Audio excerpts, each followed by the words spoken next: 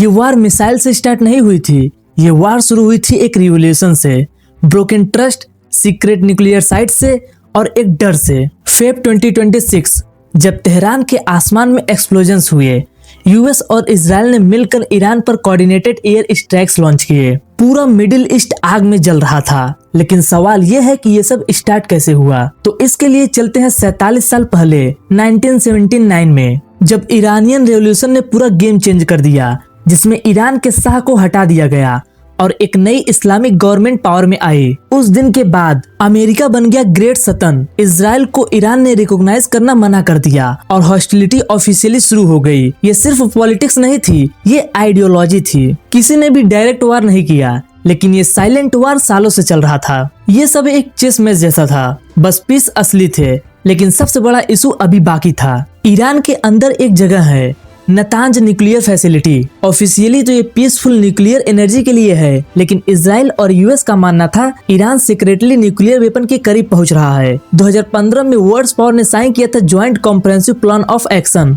Basically ये agreement था जिसका मेन पर्पस था ईरान अपने न्यूक्लियर प्रोग्राम लिमिट करे और बदले में उस पर लगे सैंक्शन को हटा दे। ये डील ग्लोबल लेवल पर न्यूक्लियर वेपन्स को रोकने के लिए एक इम्पोर्टेंट स्टेप माना गया था, लेकिन बाद में यूएस ने विड्रॉल कर दिया, जिसके बाद टेंशन फिर से बढ़ गई। 2025 के एंड तक इंटेलिजेंस रिपोर्ट्स ने बताया ईरान वेपन ग्रेड्स तक पहुंच गया है, मिसाइल्स प्रोडक्शन फास्ट हो रहा है, ड्रोन्स टेक्नोलॉजी एडवांस हो चुकी है। ईरान का एक क्लियर रूल था, हम अपने रीजन्स में किसी हॉस्टाइल कंट्री को न्यूक्लियर वेपन डेवलप नहीं करने देंगे। उन्होंने इराक को रोका, उन्होंने सीरिया को रोका, अब अगला ईरान था। लेकिन प्रॉब्लम ये थी, ईरान पहले से ज्यादा स्ट्रॉन्ग और पावरफुल हो चुका था, इसलिए इजराइल के साथ अमेरिका भी खड़ा हो गया ईरान के खिलाफ। तो ये सब थी पुरानी बातें। अब बात करते हैं आज की। आज क्या चल रहा है? यूएस और इजराइल ने मिलकर स्ट्राइक्स लॉन्च किए। उन्होंने ईरान के military base, missile sites, IRGC infrastructure, nuclear linked target को तबाह कर दिया। तेहरान का आसमान जल रहा था, लेकिन ईरान चुप नहीं बैठा, उसने भी मुंह तोड़ जवाब दिया। मिसाइल्स लॉन्च हुए,